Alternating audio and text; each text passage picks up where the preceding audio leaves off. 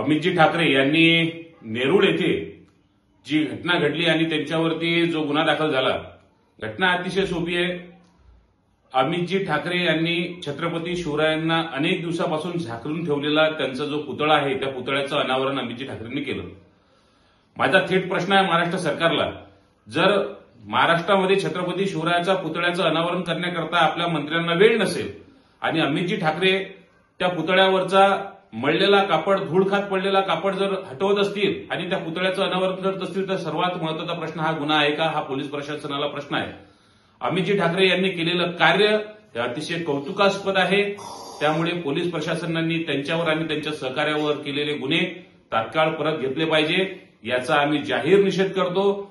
अमितजी ठाकरे यांनी केलेल्या कार्याचं कौतुक करतो आणि या संदर्भामध्ये आम्ही अमितजी ठाकरे यांच्या निवासस्थानावर जाऊन त्यांची भेट घेणार आहे. आम्ही त्यांचं कौतुक करणार आहे. आम्ही त्यांचं अभिनंदन आमच्या क्षेत्रीय मराठा फाउंडेशनच्या वतीने आमचे संस्थापक अध्यक्ष प्राध्यापक विजयजी मोहिते यांच्यासह अमितजी ठाकरे यांच्या घरी जाऊन त्यांचं कौतुक आणि सत्कार आम्ही करणार आहोत. माझं म्हणणं आहे, महाराष्ट्रामध्ये यानंतर हा जो महाराष्ट्र आहे हा छत्रपती शिवरायांचा, शाहू फुले आंबेडकरांचा महाराष्ट्र आहे. यानंतर महाराष्ट्राच्या या भूमीमध्ये कुणीही या विचारांसाठी, छत्रपती शिवरायांच्या, शाहू फुले आंबेडकरांच्या विचारासाठी कार्य करत असेल आणि त्यावर जर अशा पद्धतीचे गुन्हे दाखल केले जात असतील तर हे मोगलाईचं सरकार आहे का, हा प्रश्न आमच्या सरकारला आहे.